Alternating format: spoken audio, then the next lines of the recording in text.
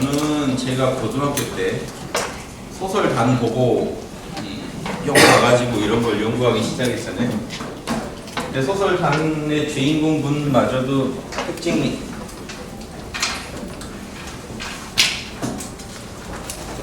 조선이나 조선 말 그런 우리나라에 있던 도인분들의 가르침의 자양분에서 크신 분이에요. 공호 선생님도.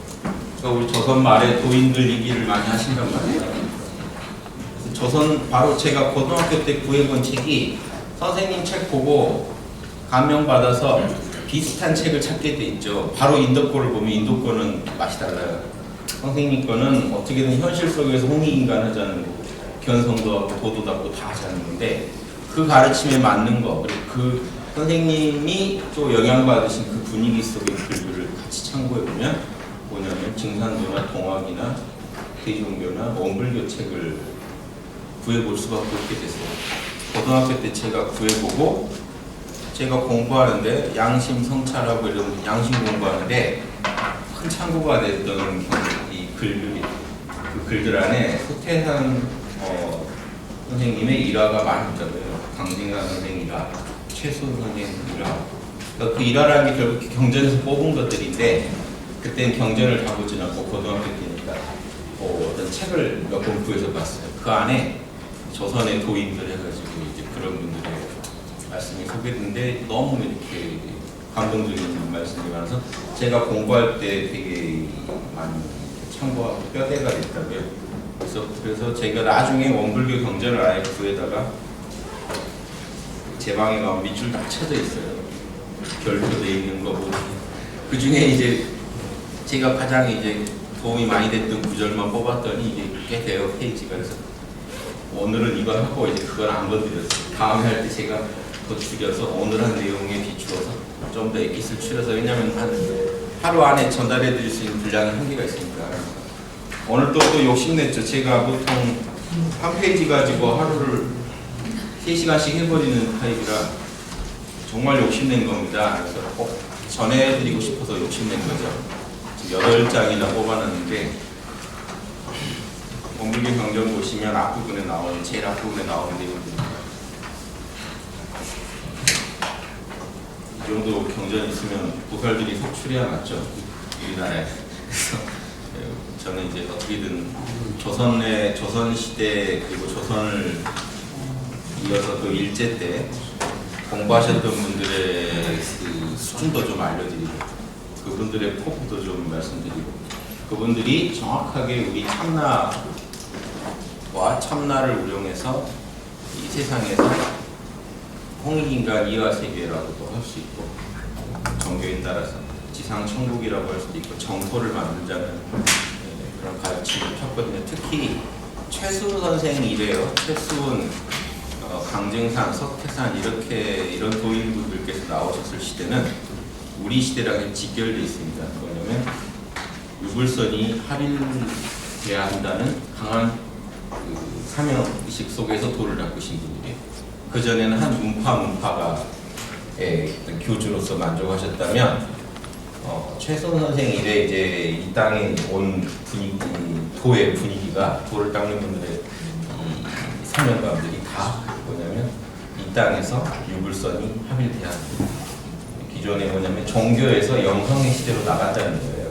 유불선이 합일된다 그러면 꼭 여러 종교 중에서 세 종교만 합치자는 거냐? 그게 아니고 유불선은요 그런 선천시대의 모든 종교를 대표하는 거예요. 모든 종교가 하나가 돼서 기독교도 사실 포함된 거예요.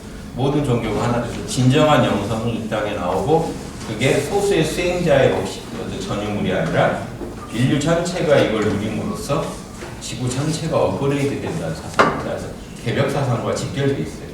유불선 합일과 개벽이 직결된 이유는요. 선천의 그런 나누어진 쪼개진 종교를 극복할 시대가 왔다는 거고 그래서 그러면 선천 종교를 반대하는 거냐? 그게 아니라 선천 종교의 제일 원형으로 돌아가서 그 새로운 원형에서 새로운 어떤 후천 문명이 시작돼야 된다는 이런 발상입니다. 그래서 이 원불교 탁 펴시면 경전 탁 펴시면 그게 써 있어요. 여기 써놨죠 제가. 물질이 개벽되니 정신을 개벽하자. 그럼 이때 한 100년 전에 물질이 개벽되고 있다는 것을 도인분들께서 아셨단 말이죠. 이제 물질명이 업그레이드 되고 있다. 그 얘기예요. 물질명이 하드웨어가 업그레이드 되니까 소프트웨어를 업그레이드해서 제대로 된 인류의 문명의 업그레이드를 만들어내야 된다는 사명감을 갖고 계셨던 거예요. 이게 우리나라 도인들이 특히 갖고 있던 거예요. 전 세계 다른 나라는요, 굳이 종교를 합치자 뭐 이런 발상 안 해요. 있는 대로 쓰면 되지. 중국 같은 나라는요, 뭐 집에 다 모시는 걸 좋아하죠. 일상생활에 도움만 되면 뭐 관우도 있고 옆에 예수님도 있고 다 모시고 그냥 오늘 여러분한테 다 빌어놓으면 어디선가 하나 이루어지면 되는 거거든요. 그걸 꼭 굳이 합치겠다고 덤비는 한국인들이 이상한 겁니다. 왜 그러느냐? 한국인들은 기질이 진짜 진리를 알고 싶어 해요. 자기가 얻은 진리가 완벽한 진리이기를 바라고. 그래서 서로 더 싸우기도 하는 겁니다.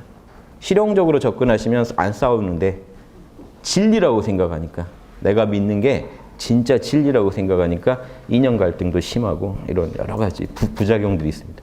조선시대 선비들도 두루 공부하면 될 걸, 주자학이 진리면 다른 건 또 진리가 아닌 거잖아요. 주자학이 진리면 주자 선생이 반대한 다른 가르침들은 하면 안 되는 거잖아요.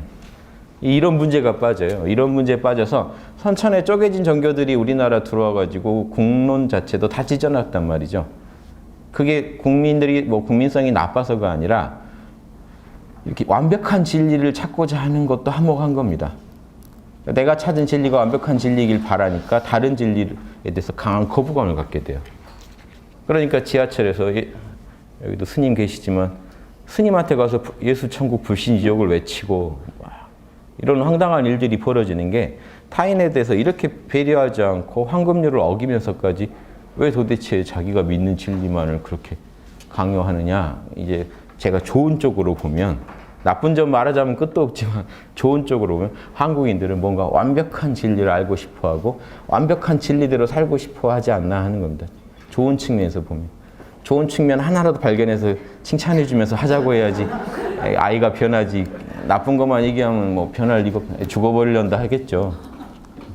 살아서 뭐하리요 하게 하면 안 되잖아요. 희망을 갖게 하자면 나쁜 측면 안에도 좋은 게 하나 있어요. 왜냐면 완벽한 진리가 나오면 한국에서 나올 거다 하는 옛 도인들의 말씀과 만나는 부분이 있습니다. 진짜 간절히 바라는 데서 이루어지지 원하지 않은 데서 뭐가 나오진 않아요. 유불선 합의를 그렇게 원하고 외치고 한국에 있는 온갖 사이비 종교도 다 외치는 게 유불선 합의입니다. 뭔가 이렇게 사명감을 갖고 있어요. 그럼 여기서 뭔가 좋은 것도 나오지 않겠는가. 그런데 엄청난 이 가르침들을 주고 가신 도인들이 있는데, 벌써 100년 전에요, 수많은 도인들이 오셔서 유불선이 합일되면 이런 모습일 거다, 이렇게 가야 된다, 이래야 후천 개벽이 이루어진다는 가르침 다 해주셨어요. 문제는 우리가 그걸 지금 이 시대에 이 정도 상식으로 알고 쓰고 있느냐 하는 거죠. 저는 절대 종교의 모든 가르침이 홍익학당이 뭐 추구하는 바이기도 하지만 절대 소수의 전유물이 되면 안 됩니다. 상식이 돼야 그때 업그레이드가 되는 거예요. 개벽이 되려면 모든 인류가 하나라도 더할 때 개벽이 되지, 소수가 뭘 더할 때 개벽되지 않아요. 예수님도 아셨고 부처님도 아셨고 이 땅에 오신 성인들이 다 인류로서 극치에 갈 만큼 뭔가 영적인 정보를 다 아셨어요. 그렇다고 개벽되지 않잖아요. 개벽은 소수가 더 많이 할 때가 아니라 다수가 조금씩이라도 알아갈 때 개벽이 이루어집니다. 지금 개벽이 안 된 이유래 그 증거 아시겠죠? 개벽이 안 됐다는 명확한 증거가 있죠. 다수가 이런 거를 몰라요. 이 영적인 이런 정보를 상식으로 알고 있지 못해요. 그럼 개벽이 안 된 겁니다. 물질명, 스마트폰은 다 쓸 줄 알아요. 물질은 개벽이 됐어요. 예, 영적인 진리에 대해서는 그렇게 스마트폰 쓰듯이 널리 쓰지 않아요. 그럼 정신은 개벽이 안 된 거예요. 명확한 겁니다. 정신문명 사회가 왔다는 증거는요, 스마트폰 좋아하듯이 그 이상으로 영적인 이런 진리를 좋아할 때, 영적인 문화를 물질적인 문화만큼 즐길 때 우리가 정신문화 사회로 진입했다라고 말할 수 있고 정신이 개벽했다라고 말할 수 있습니다. 그래서 지금 일반 사람들이 그런 영적인 정보나 진리를 그렇게까지 누리고 있지 못하기 때문에, 삶에 활용하고 있지 못하기 때문에, 스마트폰처럼 열광하면서 쓰고 있지 않기 때문에 아직 아닌 거예요. 그래서 지금 우리가 만들어내야 하는 시기는 뭐냐? 아직도 지금 물질이 개벽되니 정신을 개벽하자, 여기서 벗어나지 못하고 있다. 여기를 극복했을 때 우리가 정신과 물질을 다 개벽했더니 인류가 진짜로 업그레이드 되더라 하는 그 얘기를 나누려면 지금 우리가 더 공을 들여야 되는데, 한 가지 소개해드리면 조선 말의 도인들이 계산하는 법이 있어요. 상원갑자, 중원갑자, 하원갑자, 갑자 계산을 합니다. 그런데 이 상원, 중, 하원갑자에 지금 다 이 종교들이 걸쳐 있죠. 봉호 선생님도 거기 걸쳐 계신데 저희 선생님도 우리도 걸쳐 있어요. 그 주장이 뭐냐면 상원갑자가 언제입니까? 시작이 최순 선생님 돌아가실 때가 그때부터 이제 상원갑자가 그 갑자년에 돌아가셨어요. 1824년에. 그때부터 상원갑자가 시작됩니다. 이 시기를 준비한다는 느낌으로 많은 도인들이 오셔서 이 시기에 얘기를 합니다. 이게 마지막 갑자라는 거예요. 선천. 상원갑자가 60년 갔으니까 언제입니까? 1864년에 돌아가셨죠. 그러면 1924년이 상원갑자, 그때까지가. 우리나라 이제 한창 힘들어지기 시작한 겁니다. 이 갑자년에 이 상중 하원갑자, 마지막 갑자에 들어가면서 우리 민족이 이제 도탄에 빠지기 시작해요.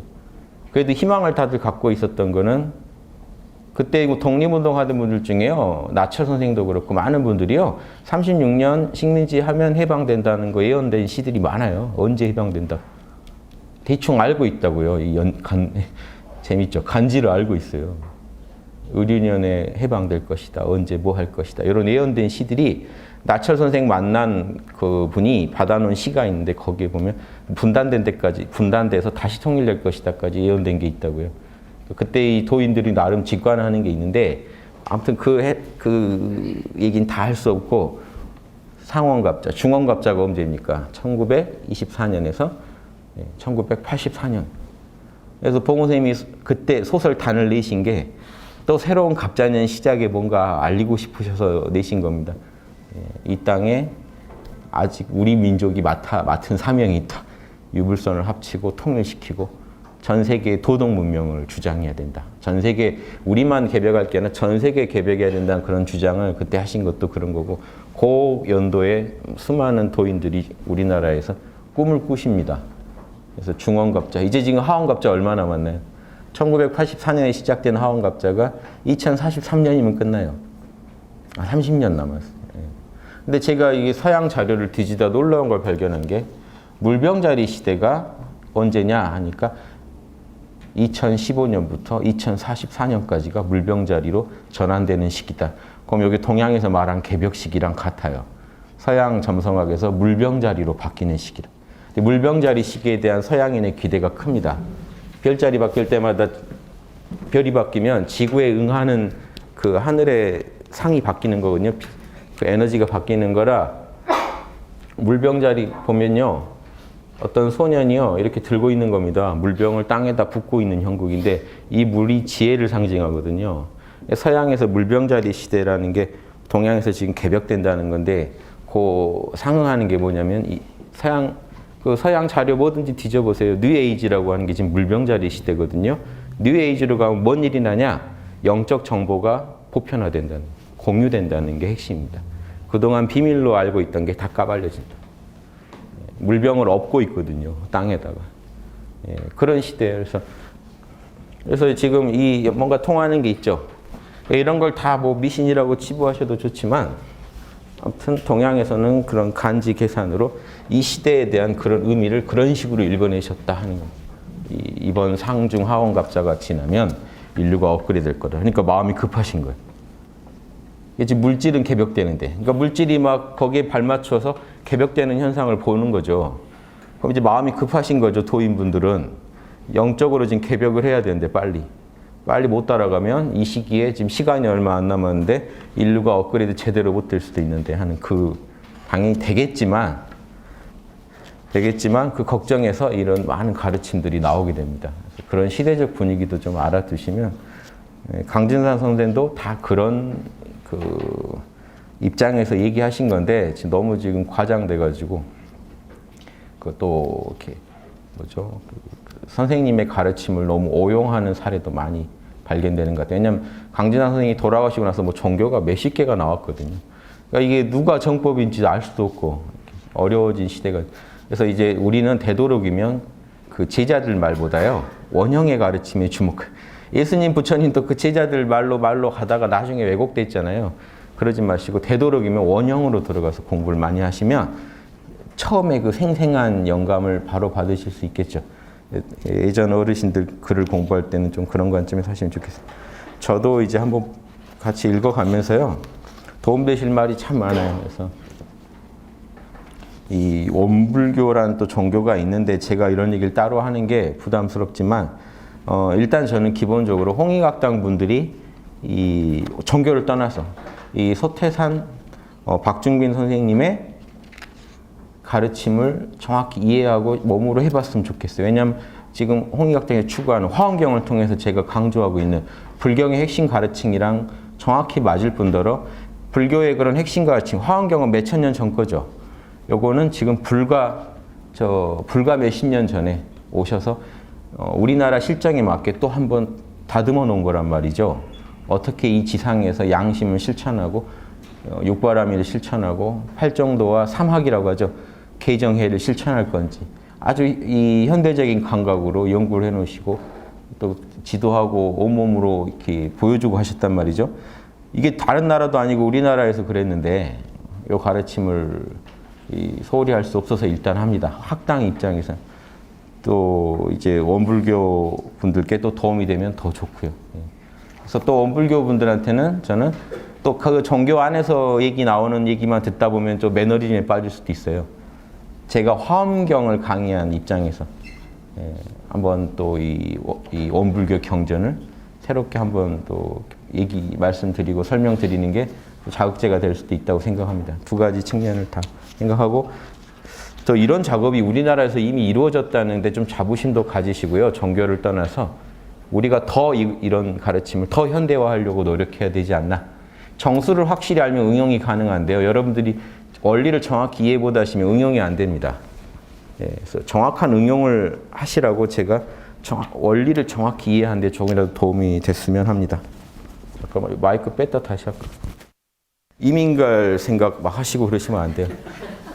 후회하실 겁니다. 그 새벽이 제일 어둡다고 지금 저희 선생님이 뭐라고 하셨냐면요. 새벽이 제일 어둡다 그러면서 그 진짜 개벽이 제대로 일어나기 직전에 온갖 백주 대낮에 도깨비들이 횡행할 것이다 그랬어요. 그렇게 힘든 시기가 올 겁니다. 마지막 하면 욕심꾼들이요 발악을 할 겁니다. 욕심꾼들은 다른 거 없어요. 자기 살라는 거밖에. 자기 가족 이거밖에 없을 겁니다. 그런 분들을 구별해내는 안목이라도 이때 기르셔야 돼요. 또 당합니다. 안 그러면. 그래서 선악을 판별해서요. 악을 제거하고 선을 밀어준다는 게 수행의 극치인데 지금 우리가 수행을 못하고 있으니까 이 꼴을 당하는 겁니다.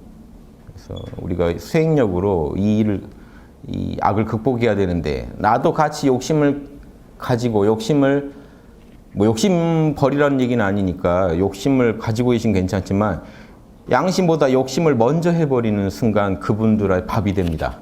욕심꾼들한테 안 당하는 법은 간단해요. 욕심 안 부리면요.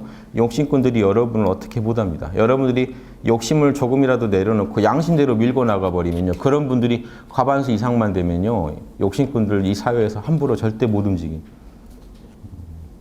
노자 보면은 그런 욕심꾼들이 감히 아는 체 하지 말고 감히 뻘짓거리 못하게 막아라 했는데 그 막는 방법이 다른 게 있는 게 아니에요. 양심꾼들이 많아지는 거죠. 그래서 양심꾼들이 저 지도부로 많이 나가고 위에서도 아래에서도 과반수 이상 돼주면요. 욕심꾼들이 함부로 부끄러워서 못해요.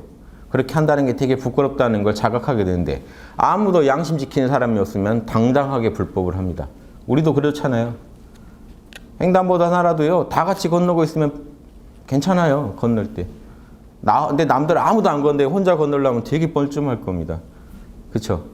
근데 다 같이 건널 때는 뻔뻔해져요. 이 시기가 욕심꾼들이 많아지다 보면요. 뻔뻔해져서요. 점점 더 자기 속에 있는 욕심을 막 추구합니다. 이때 적나라하게 자신의 실체가 커밍아웃 되는 거죠. 요거 곧 있으면 부끄러워서 못 견디게 될 때가 올 텐데 그걸 빨리 당기려면 욕심꾼들이 많아져야지. 양심꾼들이 많아지.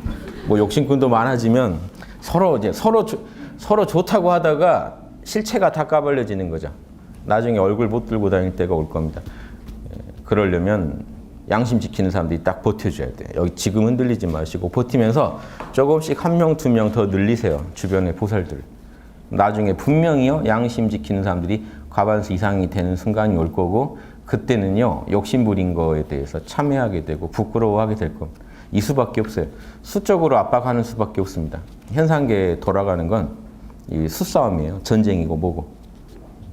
이거를 지금까지 보살들이 수싸움에서 못 이기니까 늘 지는 겁니다. 예수님이 오셔도 지는 거예요. 수싸움에서. 만약에요, 예수님 동조하는 사람들이 로마 안이나 이스라엘 안에서 과반수 이상 했다면 왜 예수님이 처형당하십니까?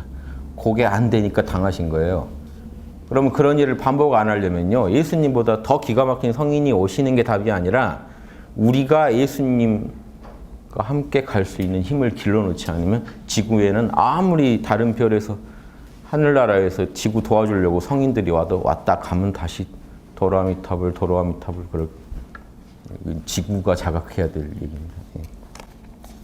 그래서 이제 그런데 조금이라도 도움이 되실까 해서 한번 원불교 경전을 한번 같이 읽어보겠습니다. 원불교 전서에서 발췌했다고 제가 썼고, 정전에 이런 바른 어떤 경전이라는 뜻이잖아요. 개교의 동기 하는데 이제 제가 이제 경전에는 이론상이 좀 뒤에 나옵니다만 맨 앞에 그렸습니다. 우리 원불교 하면 이게 이제 상징이니까요. 동그라미는 시작도 끝도 없죠. 어디가 시작이다 끝이다가 없어요. 반대로 이 네모는요. 네모를 만약에 그리면 네모는 뭐가 나 있죠. 뭐가 나면 시작 끝이 분명합니다. 형이 하를 상징해요. 동그란 건 형이 상을 상징해요. 시작도 끝도 없어요. 텅 비어 있어요.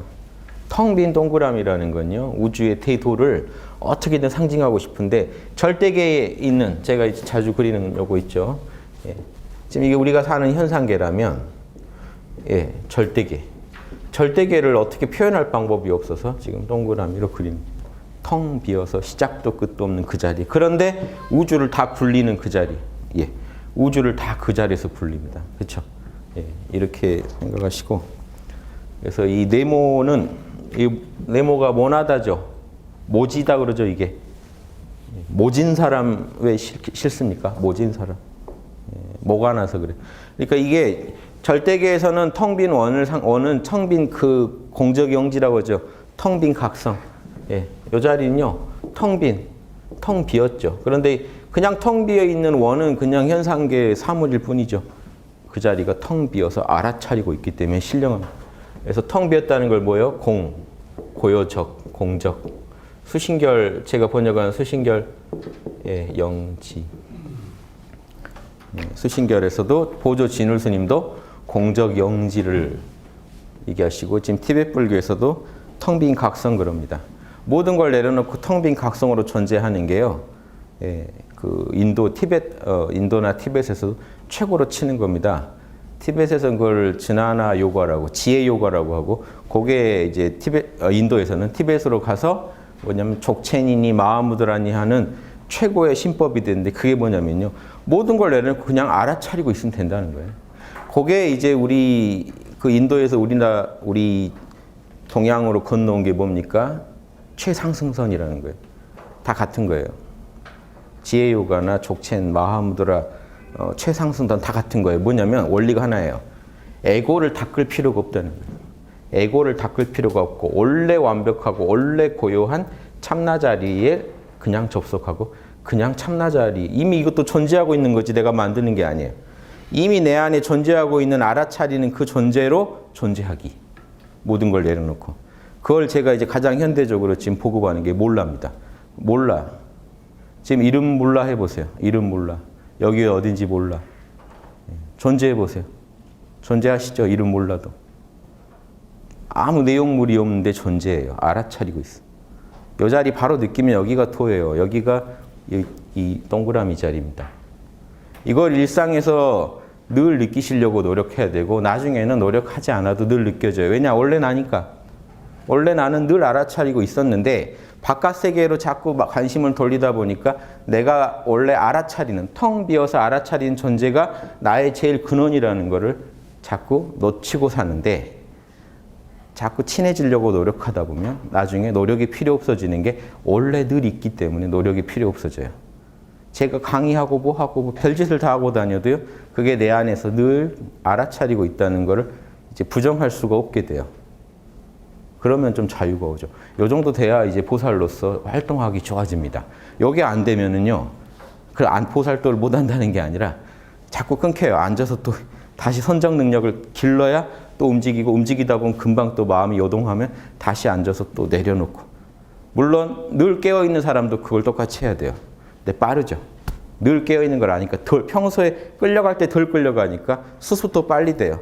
근데 늘 깨어있는데 왜 또 수습을 해야 되느냐? 늘 깨어있긴 하지만 우리가 현상계의 문제에 더 마음을 쓰는 만큼 이쪽에 광도는 낮춰져요. 깨어있음의 강도가 약해지니까 깨어있음의 강도가 약해지면 깨어있음의 특징은 뭐죠? 상락아정이죠. 예. 참나자리의 특징이죠. 영원하고 걱정이 없고 순수하고 청정하죠. 요 맛이 강하게 현상계까지 강하게 파급이 되는 거는 절대기에 내가 제대로 거기다만 관심을 두고 올인할 때는 에고까지도 다 상락아정의 맛으로 감사이다가 이제 접속이 떨어지는 만큼 저 맛이 떨어지니까 생사 걱정이 일어나고 자꾸 불안, 결핍감이 생기고 이 현상계 속에서 내가 주인공이라는 게 약해지고 내가 자꾸 주변인으로 변해요.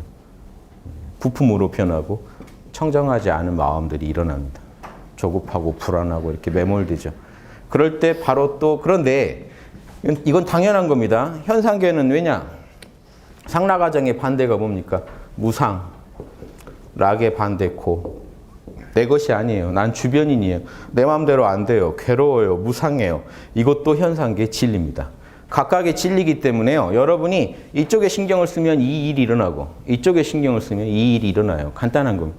여러분은 그 중간에 살고 계세요. 그러니까 이거를 싫어하시면 안 돼요.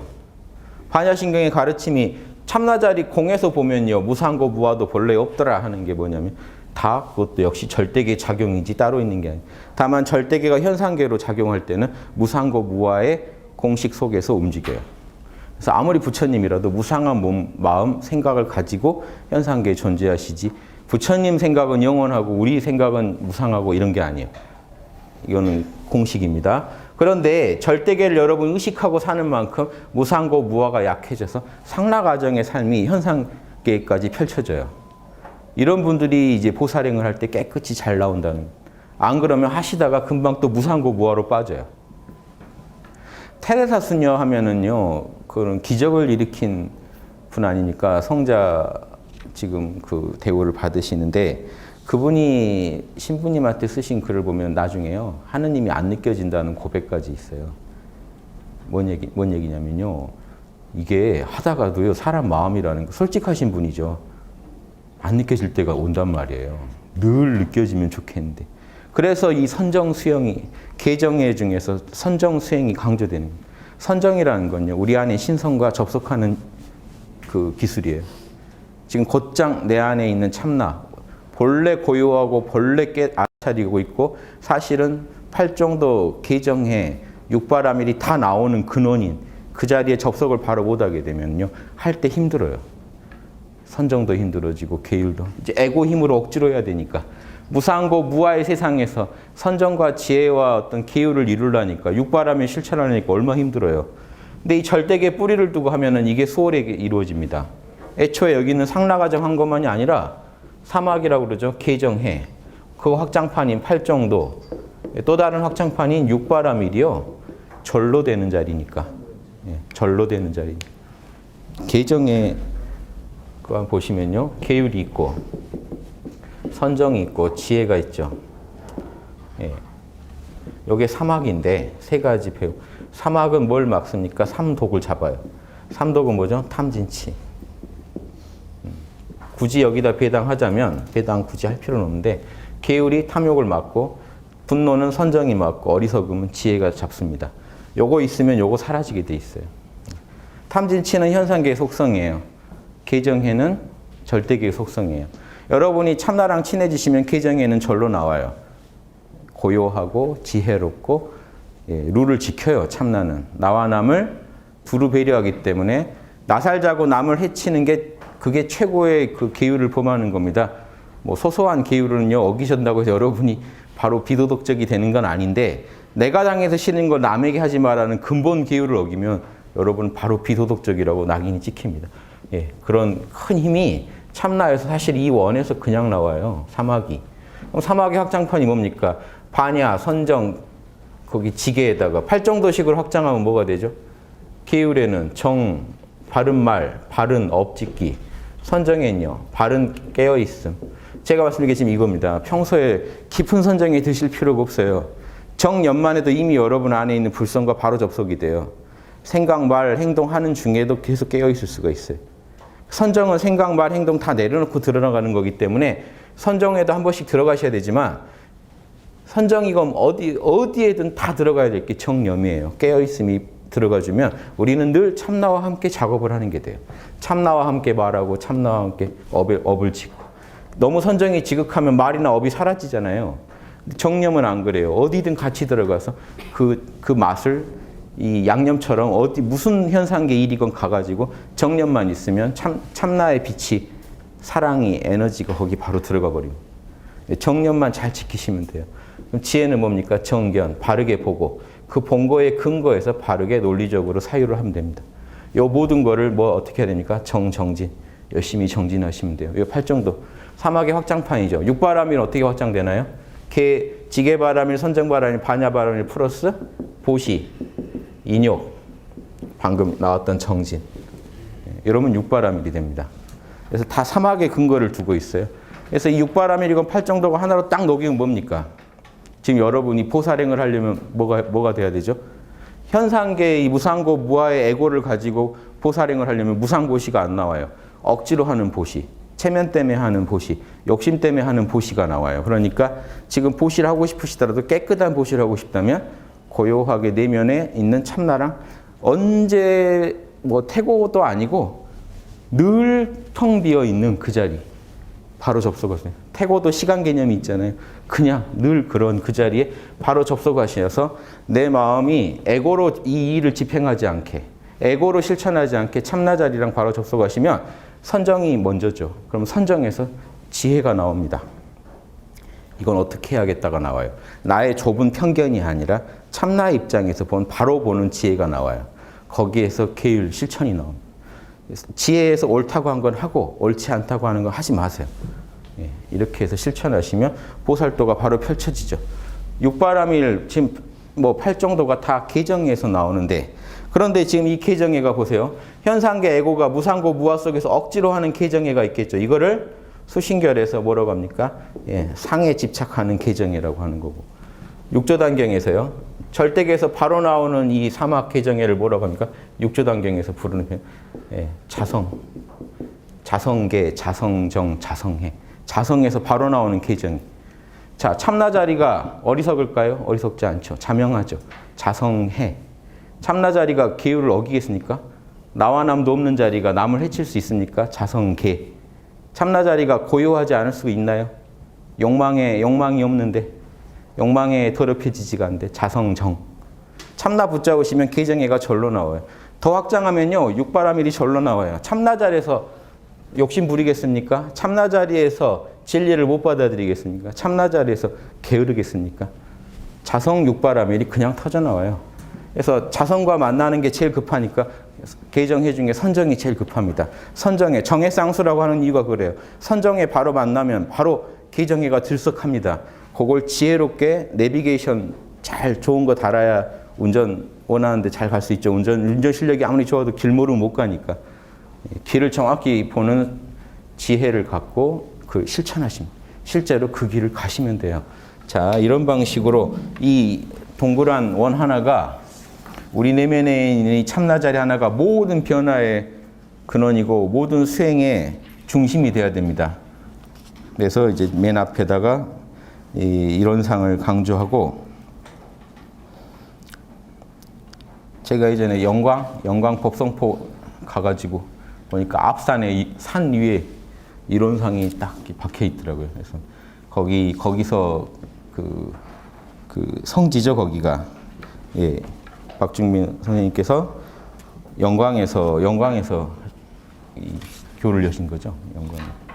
그래서 하여튼 그 우리나라 우리 땅에 그서 이런 로고스의 이런 화신들이 많이 등장해야 됩니다. 한 분 한 분 등장한 분도 존중해주고 그 가르침 안 들어주면요 더 추가로 더 나온다고 해도 무시하지 않을까요? 그래서 이왕 오신 분들 존중부터 하면 우리가 새로 나올 분들을 또 부추기는 일이 되고 그러다가 우리가 과반수 이상이 보살도를 걷는 분이 나오면 종교를 불문하고 우리나라는 양심과 상식이 통하는 사회가 됩니다. 뭐 신통한 거 일어나는 거 아니에요. 보살이 과반수 이상이면 뭐 하늘을 다들 날아다니는 게 아니라 양심과 상식이 통하는 사회가 그때 이루어져요. 지도부와 국민 간의 소통이 일어나게 돼요. 오해가 줄게 되고 소통이 일어나고 나면 뭔 기적이 일어나면요. 지도부와 국민 간에 신뢰하는 사회가 만들어져요. 요게 기적입니다. 요거 못 만들어내시면요. 뭐 하늘 날아가는 거 아니라 뭐 은하계를 여행하는 무슨 재주가 나와도 그걸로 아무것도 안 됩니다. 가족하고 싸우고 있을 거야. 아마 은하계를 넘나드는 분들도 결국에 양심이 개발이 안 되면요. 가족도 설득을 못 해요. 그거 아셔야 된다. 물질명이 아무리 개발이 돼도 가족 간에 더 단절이 될 수도 있는 겁니다. 정신문명이 물질명을 압도하지 못하면, 다스리지 못하면. 그래서 우리가 공부해야 되는데 공부의 근원을 정확히 설명해 주신 겁니다. 지금 서태산 선생님께서는 우리 중심, 모든 공부의 중심은 이 원이다. 텅 빈 이 자리다. 한번 보실래요? 진짜로 설명 어떻게 해놓으셨는지. 개교의 동기, 이 교를 연 동기. 현아 과학 문명이 발달됨에 따라 물질을 사용해야 할 사람의 정신은 점점 쇠약하고, 지금 우리 얘기죠. 스마트폰 나온 이래 뇌가 더 혹사당하고 있습니다. 이제 자나깨나 이제 어린아이 때부터 이제 평생 뇌를 혹사당할 일만 있어요. 그런다고 안 쓸 수도 없잖아요. 이거 어떡할 겁니까? 사람이 사용해야 할 물질의 세력은 날로 융성하여. 이 스마트폰에 그것까지 다 이미 예견된 내용 아닙니까? 날로 융성하다고 하면 뭐 뭔들 안 나오겠습니까? 계속 나올 텐데 인간을 복제한다는 이제 거기까지 갔죠. 이거 어떻게 감당하실 겁니까? 이런 현상을. 쇠약한 그 정신을 항복받아 물질의 지배를 받게 하므로 모든 사람이 도리어 저 물질의 노예 생활을 면하지 못하게 되었으니 그 생활에 어찌 파란 고해가 없으리요. 고해의 그런 파도가 왜 없겠습니까? 요즘 같으면 뭐죠? 고해의 쓰나미라고 해야지 확 이해가 되시겠죠. 왜 없겠냐는 겁니다, 이게. 그러므로 진리적 종교의 신앙과 사실적 도덕의 훈련. 종교는 진리에 기반해야 되고, 요 말에 간단한 말이지만 재밌죠. 신앙은 진리에 기반한 걸 믿어야 되고요. 도덕은 사실적이어야 돼요. 추상적인 그런 도덕 말고 사실적인 도덕으로 정신의 세력을 확장해요. 정신 문명을 다시 확고하게 확립시켜야 물질 문명이 주는 이로움을 잘 챙기고 물질명이 줄 수 있는 부작용은 최소화할 수 있지 않냐는 거죠. 물질명을 후퇴시키자는 주장이 아니죠. 다시 원시 시대로 돌아가자 이러면 누가 돌아가겠습니까? 물질의 세력을 항복받아 파란 고해의 일체 생명을 광대무변한 낙원으로 인도하려 함이 그 동기니라. 낙원이라는 표현 또 나왔습니다. 좋죠. 뭐 정토죠. 극락. 이 지상을 낙원으로 만들자. 지상 낙원을 만들자 하는 발상입니다. 지상의 낙원이 왜 안 돼요? 예, 여러분 그 극락가야 낙원이지 지상은 안 됩니다라고 하면 잘못된 생각입니다. 극락이건 지상이건 다 참나가 머무는 곳이에요. 참나가 발현되는 곳인데 왜 어디는 늘 더러워야 되고 어디만 늘 청정해야 됩니까? 참나가 제대로 발현된 곳이 그대로 극락이에요. 만약에 지옥에 있는 중생들이요, 지옥에서 화탕지옥, 무간지옥에서 톱 썰리고 막 끓여지고 하다가도요, 내가 본래 알아차리는 자구나 하는 순간 지옥은 다 마음에 의해서 건립되는 세계니까 거기 있는 지옥에 훈련받는 중생들이 깨어나게 되면요, 지옥도 바뀔 겁니다. 인테리어도 달라지고 다 달라 보일 겁니다. 마음이 바뀌면 세상이 달라져요. 현상계는, 물질계는 마음 바뀌었다고 잘 안 바뀌어요. 마음으로 된 세계는요, 마음 하나 변하면 다 바뀝니다. 변화가 더 쉬워요. 여러분 꿈꾸시다가요, 누가 여러분 몸에 다리 얹으면요, 갑자기 하늘에서 돌덩이가 떨어지기도 하고 이럴 겁니다. 마음에 바로 변화가 일어나요. 제 명상하다가 눈앞에 화면들 나타난 거 많이 본 적이 있는데 딱 보면요, 무심하게 보고 있을 때는 화면대로 흘러가다가 제 마음 하나가 개입하는 순간 화면에 다 바뀌어요. 꿈이 바뀌듯이 다 바뀌어요. 허망한 겁니다. 어떻게 보면 무상한 속성 때문에 그래요. 거기도 현상계거든요. 여러분 극락도 현상계예요. 극락에 가면 새가 팔정도를 노래하고 뭐 도로는 막 금과 보석으로 돼 있고 현상계죠. 다 현상계예요. 왜 그런데 거기선 되고 여기서는 안 된다는 겁니다. 이 지구를 극락으로 만들겠다는 게 이 땅에 온 모든 도인들의 공통 목표예요. 우리나라 어제 개천절이었죠. 개천절이 어마어마한 날입니다. 환웅이라는 하늘의 하느님의 분신이 거긴 서자라고 돼 있지만 여러 자식이라는 건요. 옛날에 보면 하느님의 여러 분신이에요. 하느님은 온 우주에 나투시기 때문에 하느님의 분신이요. 지상에 내려올 때 뭔 이념을 품고 옵니까? 홍익인간 하겠다고. 단군이 주장한 게 아닙니다. 홍익인간은 환웅의 주장이지. 환웅이 홍익인간 하겠다고 내려와가지고 한 일이 뭡니까? 그러니까 옛날 우리나라 삼국유사에는요. 옛날 진짜 한 10,000년 전에 성인의 모습이 그려져 있어요. 어느 종교보다 더 생생하고. 내려오셔가지고 뭐 했습니까? 혼자 안 와요. 혼자 와가지고 일이 안 되는 거 아니까 3,000무리랑 내려왔다고 돼 있습니다. 3,000무리랑 내려와가지고 지구의 그런 곰, 호랑이, 즉 그 당시 살던 인류들하고 만나가지고 짐승 수준으로 살고 있던 인류들하고 만나서 그 인류들한테 뭘 가르쳐주냐면 360여 가지 일을 가르쳐줍니다. 문명의 모든 걸 전수해줘요. 즉 그때가 개벽인 거예요. 뭔 얘기냐면요. 지금 제가 이런 얘기 잘 안 했는데 환웅, 우리 삼국유사에 담긴 신화는요. 소강절의 개벽이론은 1800년마다 지구에 개벽이 일어납니다. 갑자가 딱딱 맞게 돼 있어요.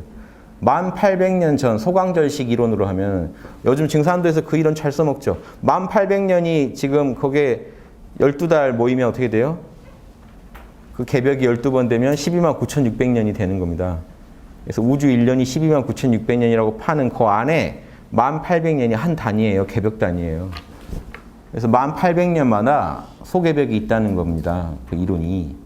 그럼 지금이 만약에 개벽이라면 지금부터 한 10,000년 전에 환웅이란 존재가 당시 짐승, 곰, 호랑이 모시고 살았건 곰, 호랑이 수준으로 살았건 그 후지기에 살았던 그 인류들한테 와서 모든 문명을 다시 가르쳐줘 가는데 그때 물질 문명과 정신 문명이 다 나가요.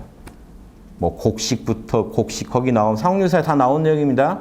곡식, 먹고 사는 문제, 행정적인 문제, 뭐 처벌하는 처형, 어떻게 처벌하고 어떻게 사회의 기강을 세울지 그 문제, 윤리문, 선악 문제도 거기 들어있어요. 뭐가 선이고 악인지, 뭐가 홍익인간 하는 거고 뭐가 인간을 해롭게 하는 건지 다 가르쳐줬다는 얘기입니다.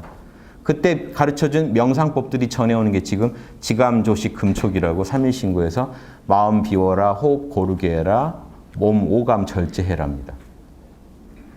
요런 거 해가지고 다 했다는. 그러면요, 10,000년 전에 인류 개벽된 내용이 써있는 게 삼국유사예요. 알고 보셔야지 이게 감동적인데. 개천절이 하늘이 열리는 날이요. 지난 개벽 때 얘기예요. 그럼 이번 개벽은요. 똑같아요. 물질이 여전히 개벽하면서 또 정신이 따라옵니다. 그때랑 물질의 수준이 달라서 그렇지. 그러니까 물질 수준이 그 당시에는 움집 짓고 살 때 시내니까 조금만 가르쳐준 됐을지 몰라도 이번에는요. 무슨 이제 페북, 트위터 어떻게 관리할지까지 가르쳐줘야 돼요. 그런데 어렵지가 않아요. 어려워하시면 안 돼요. 방금 이 내용 보시면서 어떻게 물질의 세력을 항복받을까? 이제 예전 원시 시대가 아닌데 어떻게 가야 되나? 아까 제가 말씀드린 인간 복제 문제 어떻게 해야 되나? 간단합니다. 기술이 느니까요. 인간이 이제 잘 안 죽어요. 예전 같으면 바로 죽었어야 할 사람이 이제 기술의 도움으로 연명을 합니다. 그러면서 또 다른 윤리적 문제가 생겨요. 그런데 윤리의 키를 잡고 계시면 안 되실 수 있어요. 정답이 제가 정답을 말씀드릴 수 있는 게 아니라 개별 구체적인 정답을 말씀드릴 수 있는 게 아니라 여러분이 어떤 방향으로 고민해서 답을 찾으셔야 되는지에 대해서는 정확히 말씀드릴 수가 있는데 이 참나가 시키는 대로 결정하시면 육바라밀에 맞게 결정하시면 되고 육바라밀의 핵심이 뭡니까? 팔정도 핵심이 뭡니까?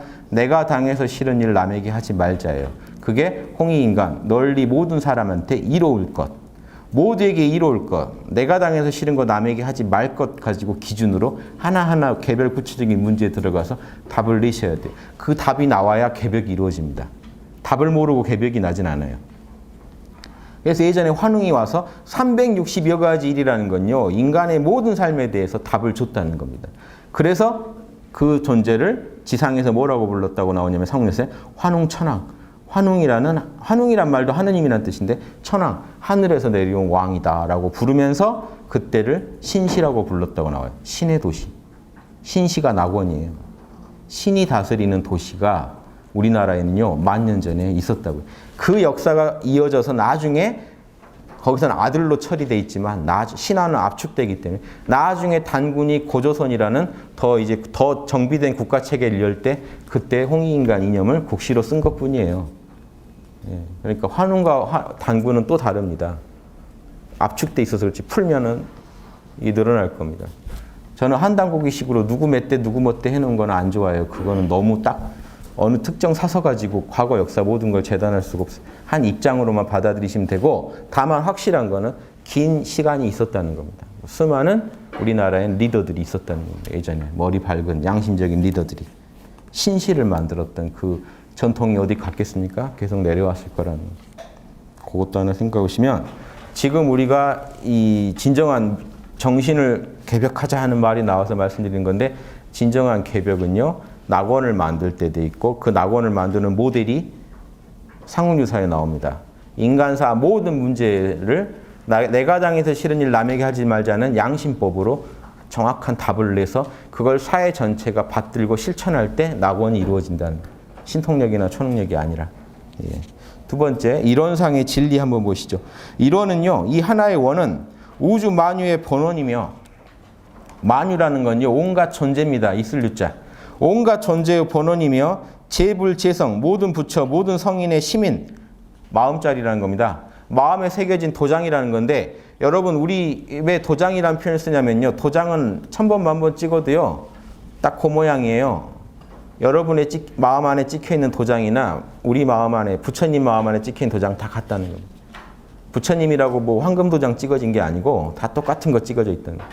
그래서 마음 도장이 마음자리입니다. 부처님의 마음자리나 우리 마음자리나 똑같아요. 참나자리는. 이 이론은요. 상라가정이라 영원하고 지복이고 더럽혀질 수 없는 자리이기 때문에 조금도 늘지도 줄지도 않아요. 성인이라고 늘지도 않고 우리가 중생이라고 줄지 않아요. 그건 다른 차원의 영역입니다. 현상계에 우리는 현상계 걸 더럽힐 수 있지 현상계 것이 아닌 건 더럽힐 수가 없어요. 여러분이 아무리 추잡한 생각하고 더러운 욕망을 품고 더러운 말과 그 습관으로 살아가신다 하더라도 여러분이 더럽힐 수 있는 건 여러분의 에고, 생각, 감정, 오감만 더럽힐 수 있지 참나는 더럽힐 수가 없습니다. 우리가 지금 이 공간을 더럽힌다고 별짓을 다 해도 여기 있는 공기를 더럽힐 수는 있겠죠. 공간을 더럽힐 수는 없다는 거예요. 그러고 그걸 믿으시고 그게 이론의 의미입니다. 그래서 재불재성의 시민이며 일체 중생의 본성이며 중생도 똑같아요. 중생의 본성이며 대소유무의 분별이 없는 자리이다. 대소유무는요. 서태산 선생님께서 아주 자주 쓰시는 용어니까 그리고 이 교리를 이해할 때 꼭 필수적인 용어니까 제가 한번 설명을 해드리면 별거 아니고 대소유무를 정확히 안다는 건 어려운 거지만 이 개념 자체는 어렵게 생각하지 마시라는 겁니다. 자, 요게 클까요? 요게 클까요? 자, 여기서 대소를 정해보죠. 요게 될까요? 여기. 자, 우주 만유의 본원이 이 자리라고 그랬죠. 연엄이 요거고. 우주 만유의 본원. 본원이 클까요? 우주 만유에 나온 게 클까요? 예, 이걸 지금 대라고 본 겁니다. 요거 작은 거예요. 왜냐? 쪼개져 있죠. 현상계는 쪼개져 있어요. 절대계는 한 덩어리예요. 요게요, 이 대소라는 게 노자랑 딱 노자에서 뭐라고 한지 아십니까? 노자의 표현과 참 맞습니다. 통나무. 쪼개진 거는요. 아, 물숫자처럼 제가 썼죠. 원래 소자가 근원이 옛날 글자가 이겁니다. 요게 나눌 8팔자거든요. 쪼개졌다. 한 덩어리를 쪼개면 무조건 작아지게 돼 있죠. 쪼갠다는 뜻이. 칼로 쪼갠다. 나눌 분자가 됩니다. 칼로 쪼개면. 네. 이게 사적인, 이거 내가 팔 내 안으로 딱 감은 거거든요. 사적인 걸 쪼개면 어떻게 돼요? 공적인 게 돼요. 쪼갠다는 뜻입니다. 넉사자는 뭡니까? 사방으로, 동서남북 사방으로 찢어졌다. 넉사자가. 아무튼 네모는 모질다는 뜻입니다. 마음심, 이건 좀 다른 건데 마음이 모질다 뭐예요? 이게 아카락자예요. 아카락자가 원래 처음에 이렇게 써 있어요. 마음이 모진 걸 말해요. 둥글지 못하고. 그러니까 이 하늘을 배웠으면 현상계에서도 둥글어야 되는데 하늘은 둥근데 땅을 닮아서 모질게 살면요. 각이 뚜렷하게 사시면 여러분 그걸 우리가 악하다고 하는 겁니다. 자, 통나무는 자, 이 얘기하다가 저리 갔죠. 통나무가 있고 흩어질 산. 노자에 보면요. 예, 박과 산 얘기가 나옵니다. 박은 통나무 한 덩어리 있죠. 예. 요건요. 쪼개서 둥근 그릇, 네모난 그릇, 각각의 그릇을 만듭니다. 네모난 그릇은 이제 둥그러질 수 없고 둥근 그릇은 네모나질 수 없어요. 쪼개져 버린 뒤에. 우리가 이렇게 생겨버린 뒤에는 이제 그 각각의 자기한테 주어진 거 안에서 최선을 다해야 되죠. 근데 쪼개지기 전은 절대게 큽니다. 쪼개진 뒤에는 작아요. 대소, 유무는요. 현상계 안에 변합니다. 현상계 안에 지금 이 태극으로 해보시면요. 플러스가 성장했다가 쪼그라들죠. 예. 마물이 생겨났다가 소멸됩니다. 대소, 유무가 요 하나 안에 들어있습니다. 도너츠 그림만 기억하세요. 대소. 여기가 더 작은데요. 아무리 봐도. 현상계의 눈으로 보시면 여기 아무리 봐도 더 작습니다. 피터팬도 실수를 하셨군요 하면서 저한테 그러지 마시고 저 대소유무는 그런 뜻이 아니고 절대계, 현상계. 그리고 현상계, 절대가 현상계가 사실 합작입니다. 절대계의 이치가 없이 어떻게 현상계가 돌아가요? 그래서 보세요. 대소유무라는 건요. 유무가 단순히 현상계 문제만 아닌 게 현상계가 뭐가 존재하고 현상계에서 뭐가 사라지려면 자, 양이 커졌다 양이 사라지고 예, 또 음이 생겨났다 음이 사라지려면 절대계 안에도 요 이치가 있어야 돼요. 그래서 지금 우리나라 국기가 이 이론상이랑 같은 거예요.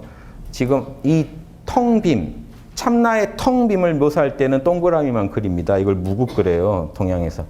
근데 우리나라 국기는 태극기죠. 안에다 플러스 마이너스를 그려놨어요. 그럼 이게 분열됐느냐? 그게 아니에요. 무국이 태극이거든요. 뭔 소리냐면 이 이론상 자체가 텅 비어 청정할 때는 무국이라고 하고 여기서 우주 생로병사를 주관할 때는 태극이라고 해요. 그러니까 그럼 생로병사를 주관하려면 이치 안에 이미 생장수장의 이치가 있어야 되잖아요. 텅 빈 거 안에. 텅 빈 거 안에 있는 이치까지 그려놓으면 태극이 돼요. 그렇지 이건 태극기지 음양기가 아니거든요. 절대계입니다. 우리나라 국기는 절대계예요. 절대계 안에 담겨져 있는 이치를 궤로까지 그려서 딱 놨던 겁니다. 그건 다 이치로만 있는 거지. 우주 만유의 본원이다 보니까 그 안에 우주 만유의 이치를 이미 담고 있는데 우주 만유는 뭘 해봐도 결국에 음과 양일 뿐이기 때문에 음과 양의 이치가 그 텅 빈 이론 안에 들어있는 걸 그려놓은 게 태극입니다. 예, 무국과 태극이 하나다 하는 건 이겁니다. 자, 그러니까 대소유무에 분별이 없다. 그런데 절대계니 현상계니 있니 없니 하는 것도 원래 그 참나 자리에는 없다는 겁니다. 그런 분별 맞춰도 없다. 나중에 분별할 땐 칼같이 분별하셔야 돼요.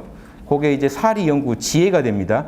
지혜를 닦을 땐 해야 되지만 참나 그 자리에는 언어가 다 끊어진 자리니까 불교에서 뭐라고 합니까? 부처도 거긴 들어갈 수 없다 이 말이 나오는 게 이겁니다. 부처를 만나면 부처를 죽이고 조사를 만나면 조사를 죽여라가 그 자리에는 이 자리에는 부처니 조사니 하는 분별이 중생이니 하는 분별이 있을 수 없으니까 그 말을 듣고 감히 부처님을 죽이다니 막 이렇게 현상계적 차원에서 읽어내 버리시면 답이 안 나와요. 자, 나 공부 꽤 안 했음 이런 거밖에 안 됩니다. 그런 말 하시면 난 도통 모름, 부처를 만난 적 없음 이런 뜻이에요. 자, 좀 더 하고 시죠. 그럼 여기에는 생멸 거래가 없죠. 거래는 오고 가고 양이 오고 음이 가고 음이 오고 양이 가고 하는 이 생멸과 거래가 없다는 거는요. 일체의 현상계를 초월한 자리다. 선악 업보가 끊어진 자리다. 거기에는 인과작용에 영향을 받지 않죠. 그러면요. 만약에 참나가 이 영향을 받는다면 열심히 산 사람의 참나는 더 커야 되고 그렇죠. 열심히 안 산 사람은 참나가 쪼그라져 있어야 돼요. 그런 말이 안 되거든요. 예. 또 어떨 땐 참나가 그러면 이 선악 업보가 있다면 생겨난 적도 있어야 되고 사라질 때도 있어야 되는데 그 인과의 적용을 안 받는다는 게 이겁니다. 언어 명상이 말과 이름, 개념과 형상, 이미지가 단박에 공한, 돈공. 단박에 공하면 돼요. 사실은 이 자리 알고 싶으시면 어떻게 하면 돼요? 지금? 현상계는 이원성의 세계니까 이원성만 단박에 놔버리면 대소유무만 단박에 놔버리면 사실 바로 이 자리에 가 있습니다. 여러분. 제가 도와드립니다. 몰라 한번 해보시죠. 자, 몰라. 모르시죠? 예. 참난지 아닌지 부처인지 중생인지 몰라 하시면 됩니다. 내 이름도 몰라. 언어 명상을 몰라 했죠. 참나다 아니다도 다 이미지고 이름이에요. 몰라 하세요. 참나 찾지도 마세요. 그냥 몰라만 하고 존재하세요. 존재하는 나 자신한테 집중하세요. 시간도 모릅니다. 공간도 모릅니다. 걱정 있으세요? 이름도 모르는데. 이름이 있어야 뭔 걱정이 있죠. 예. 결핍감이 없는데 어떻게 걱정을 합니까? 몰라만 하시면요. 돈공, 단박에 공해집니다. 그 자리예요. 몰라는요. 이원성이 붙질 않거든요. 아는지 모르는지 몰라의 그 몰라입니다. 안다 모른다 중에 몰라를 하면 이원적인 몰라고 아는지 모르는지 난 몰라 해버리시면 단박 뚝 떨어져요. 그럼 여러분이 바로 이 이론의 세계에 접속이 됩니다. 근데 사실은 원래 있던 자리예요. 여러분을 끌고 다니던 자리예요. 그래서 이게 화두로 치면 이목구입니다. 내 몸뚱이랑 마음을 끌고 다니는 이건 뭐지? 하고 바로 직시하시는 그게 선인데 그걸 자꾸 말로만 하고 찾으려니까 말로만 하고 이미지 속에서 찾으려니까 안 찾아지는 겁니다. 이미지를 초월하면 되는데 이목구라는 말에 걸리는 거죠. 이목구 해놓고 놔버리면 그 자리인데 이목구 해놓고 이목구를 쥐고 있으니까 자꾸 분별이 거기서 나오는 거예요. 자, 이렇게 하시고요. 말로야 쉽죠. 공적영지, 이 자리가 공적영지의 광명, 공적영지 자리잖아요. 공적영지의 광명을 따라 대소유무의 분별이 나타나서 선악업보의 차별이 생겨나며 언어 명상이 완연하게 되어 시방 3개가 장중에 한 구슬같이 드러나고 손바닥의 구슬처럼 드러난다는 얘기는요. 손바닥에다 뭐 물건 넣고 보면 보기 쉽죠. 옛날 표현에 장중 그러면 손바닥 위에 물건 넣기. 내가 뭐 천하 다스리는 거는 뭐 손바닥 위에 놓고 보는 거랑 같아 이런 식으로 표현합니다.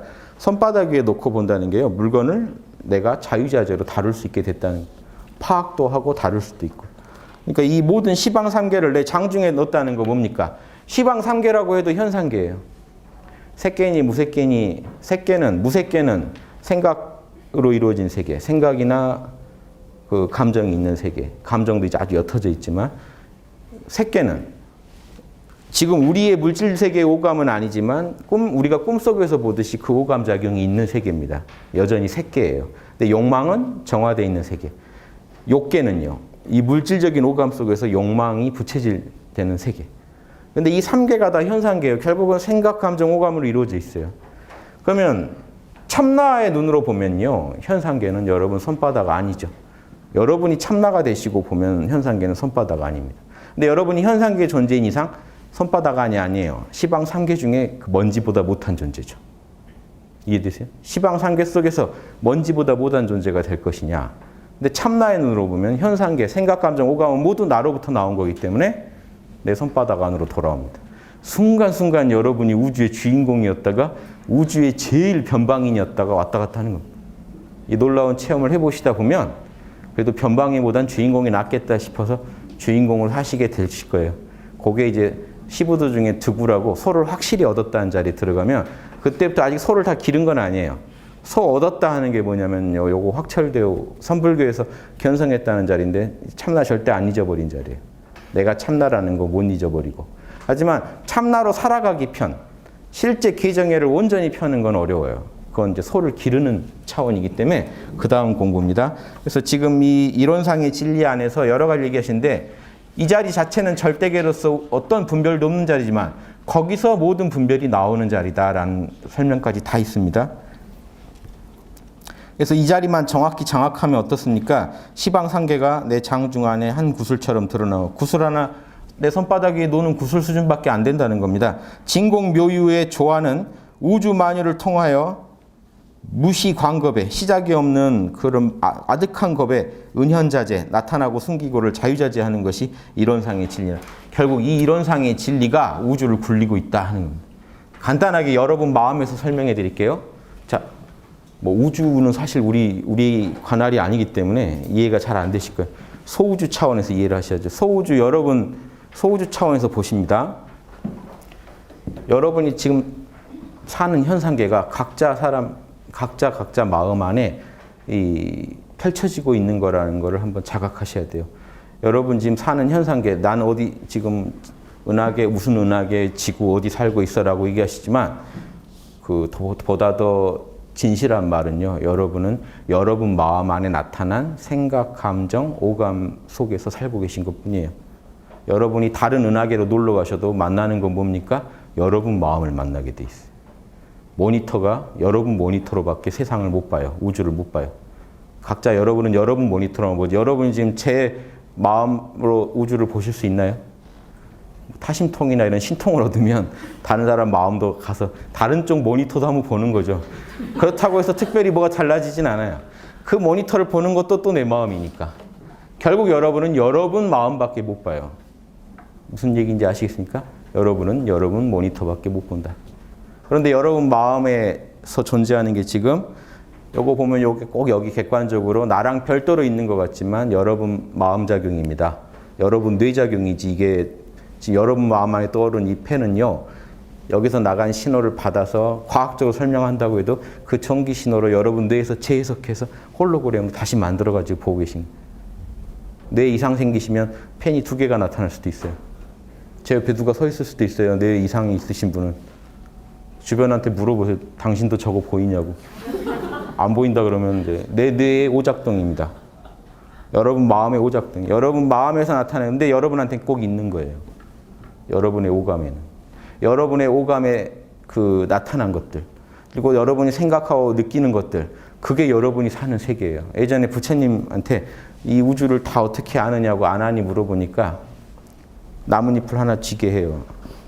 나뭇잎 딱 손에 쥐니까 저 산을 가득 채우고 있는 낙엽하고 너가 쥐고 있는 낙엽이랑 다르냐? 같습니다. 그게 같은 거다. 너가 쥐고 있는 건 뭐냐? 신수신법, 생각, 감정, 오감이야. 너의 생각, 감정, 오감이나 온 우주를 이루고 있는 거 다 그 재료다. 여러분도 다 그 재료로 우주를 보고 계시죠.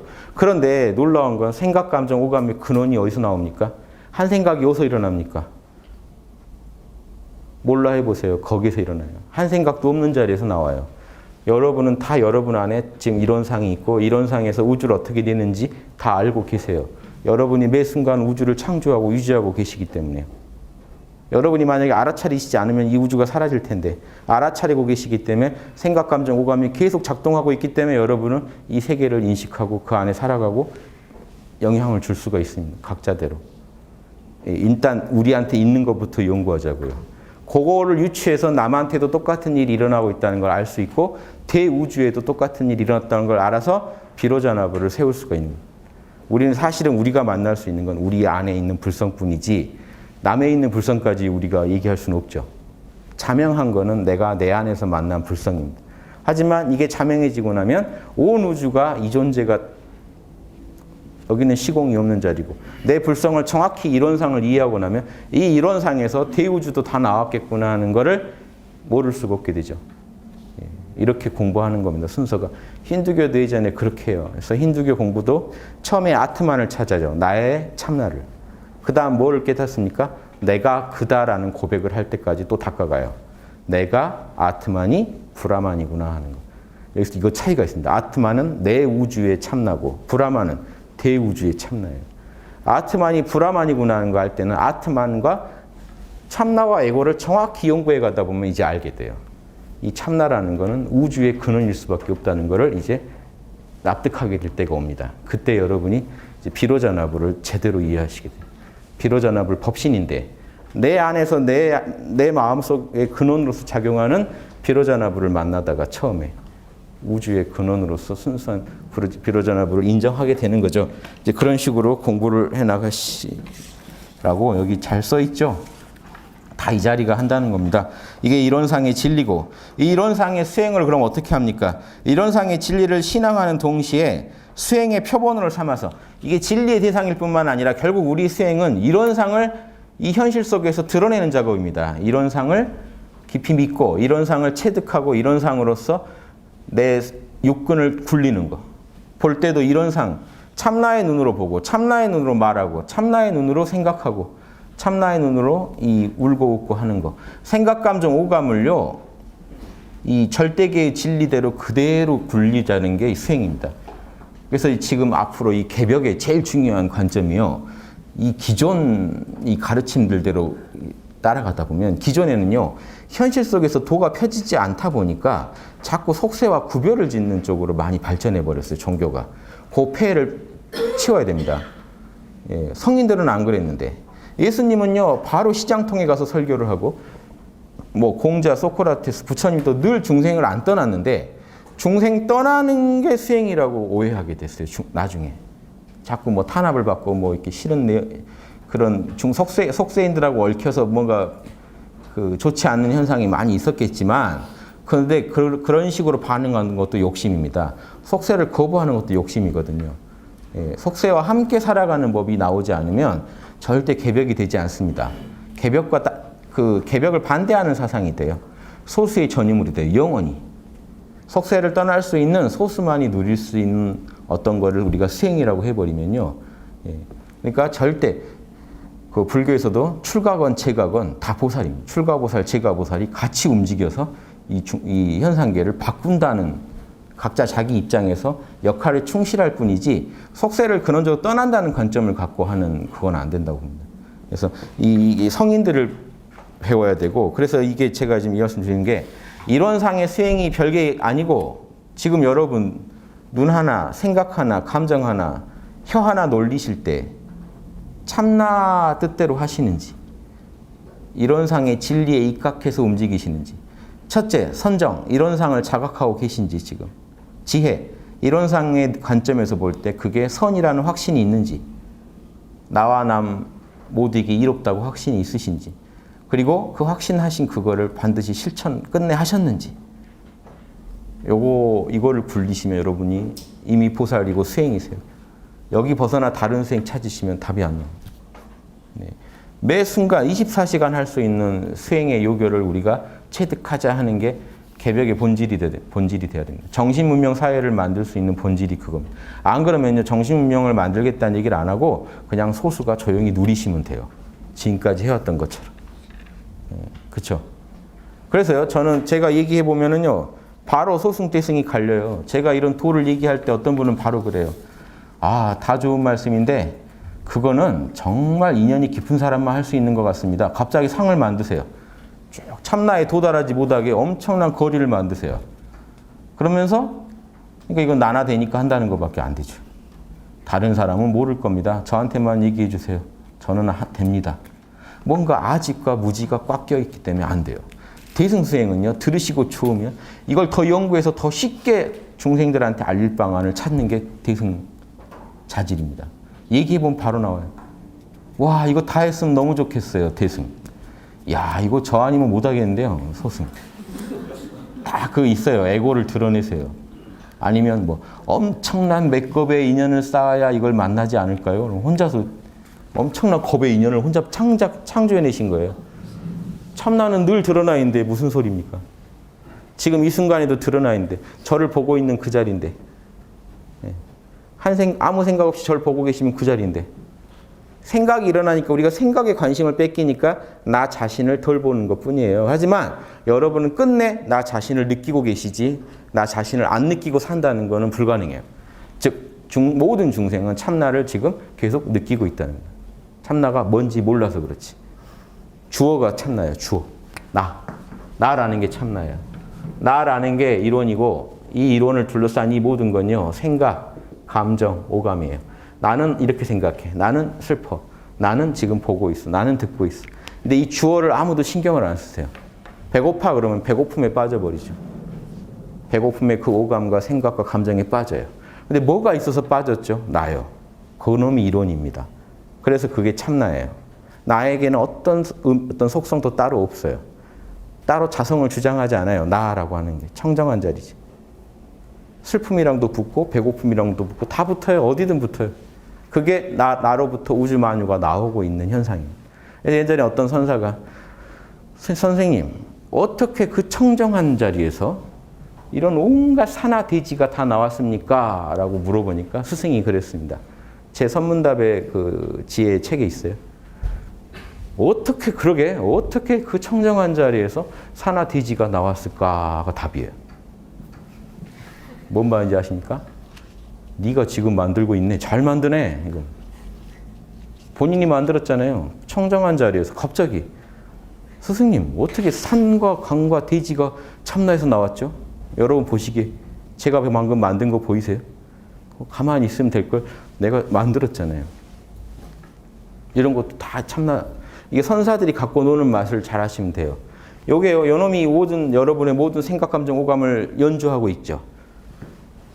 그래서 예전에 누가 그런 말, 선생님, 스님, 부처가 뭡니까? 불성이 어디 있습니까? 뭐 하고 있습니까? 그러니까 스승이 뭐라고 하는지 아세요?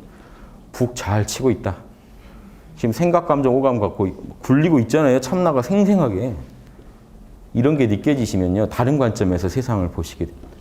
이걸 얻으시면요. 종교를 초월하시는 거예요. 이미. 이런 상에는 종교가 없어요. 여기는 언어도 못 붙어요. 어떤 분별도 못 붙어요. 이런 상 교도가 되는 거예요. 온 우주고. 제가 양신교라고 하는 그거. 청정. 이런 교가 되는 거죠. 이건 인간들이 나누는 구분이지, 말로 하는 건요. 거기는 뭔 의미인지만 아시면 그게 종교에서 영성시대로 간다는 이겁니다. 종교의 옷을 입었건 안 입었건 의미가 없어요. 그냥 영성의 뿌리를 두고 사니까. 그런데 특정 종교에 있다 보면 그 종교의 카르마에 영향을 받아요. 거기를 영성으로 잘 녹이실 수 있으면 어느 종교에 계시건 어느 직장에 계시건 똑같아요. 직장에 가셔도 여러분 카르마 속에 있습니다.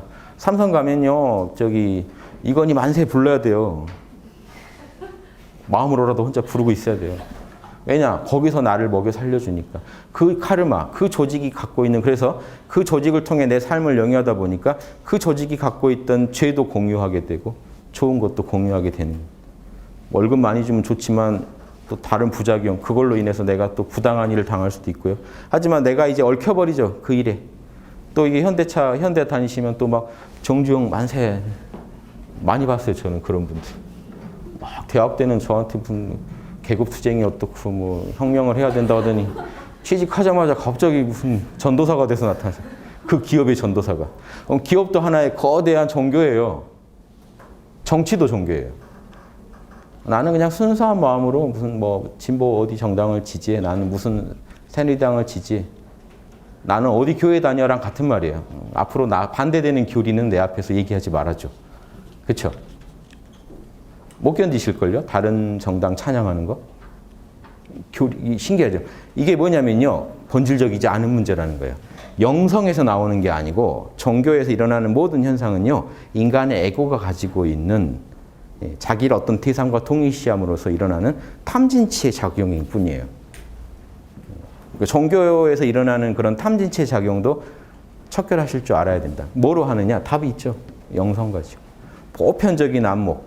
인류 보편적인 안목만 안 잃어버리시면요. 이게 진짜 모두에게 이로운 거냐? 이것만 안 잊어버리시면 정당 속에 있더라도 그분은 우주인이고 종교 속에 있더라도 우주인이고 특정 기업에 다니시더라도 그분은 우주인인데 그래서 그분은 자기 기업 차원이 아니라 국민들한테 해가 될 땐 과감하게 그런 다른 선택을 하십니다. 이해되시죠? 그런 큰 안목이 되시니까 그런 분들끼리 만나면 하나가 되겠죠. 진짜 보살들끼리 만나면 반드시 하나가 돼서 인류를 구할 답들이 나올 겁니다. 자, 5분 쉬고 다시 하겠습니다.